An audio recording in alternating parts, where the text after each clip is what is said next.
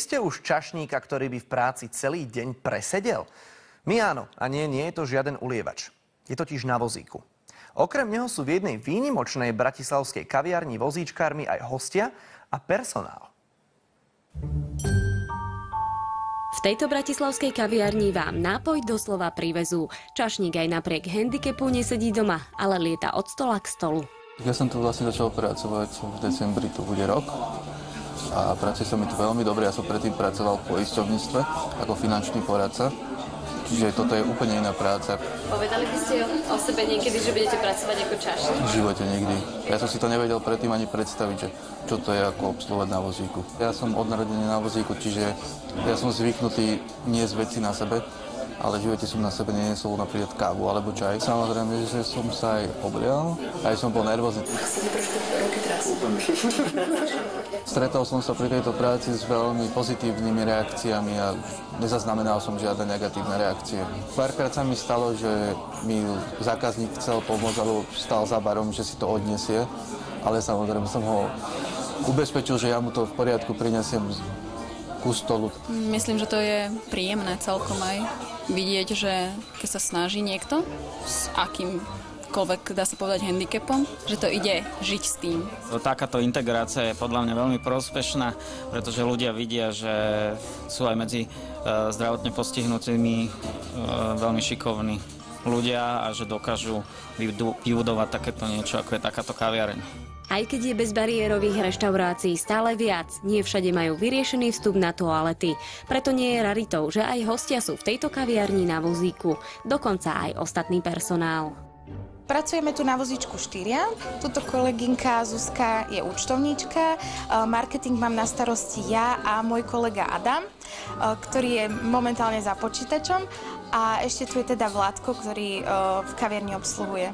Od malička som bol vedený k tomu, aby som bol aktívny, aby som vedel v rámci svojich možností byť čo najviac samostatný, aby som si vedel poradiť v nejakých situáciách, ktoré budú v tom ďalšom živote dané.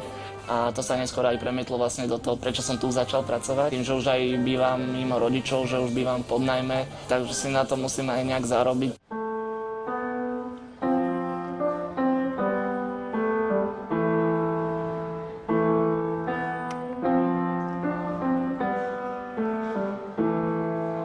Okrem toho, že vás v tejto kaviarni obslúži čašník na vozíku, je toto miesto výnimočné aj ďalšou vecou. Teplý nápoj tu dostane aj ten, kto práve nemá peniaze. Platiaci zákazník predplatí kávu niekomu, kto si ju nemôže dovoliť. Ten niekto potom príde k nám a povie, že by si dal kávu navyše. My mu povieme OK, nech sa páči, tu máte kávičku navyše. Zákazník, ktorý si tú kávu nemôže dovoliť, ju vlastne dostane zadarmo, pretože už niekto pred ním ju predplatil. Oslovili sme teda ľudí tuto z okolia našej kaviarne, ktorých teda poznáme, že sú slušní, tak sa nám vlastne nestáva, že by nám sem chodili nejakí ľudia, ktorí to zneužívajú. Čiže pokiaľ títo ľudia, ktorí prídu na kávu navyše, nie sú slušne oblečení, sú čistí, nevoňajú nepríjemne, tak nie je to problém pre nás, že by to otravovalo našich zákazníkov. Je to úplne to najmenej, čo môžeme poskytnúť niekomu, kto vonku mrzne a je mu zima. Pre nás je to samozrejme, že si zaplatíme kávičku a je nám fajn, ale treba myslieť na týchto ľudí, ktorým je proste vonku zima, hlavne v tomto období. Práve tí, ktorí sú odkázaní na pomoc iných, najviac pomáhajú ostatným. Aj v tomto predsviatočnom čase myslia na tých, čo nebudú mať Vianoce štedré a veselé. Chystáme taký vianočný deň, počas ktorého budeme zdobiť medovníčky, budeme tu rozdávať vianočný punč. Možno sa teraz pýtate, kam sa v tomto malom priestore chcú všetci pomestiť. Z toho si však pracovníci ťažkú hlavu nerobia. Občas sa nám stáva, že musia naši hostia buď stáť, alebo hovoríme to tak zo srandy, že im požičiame naše vozíky. Sme síce malí, ale máme veľké srdce ako my, tak aj naši hostia.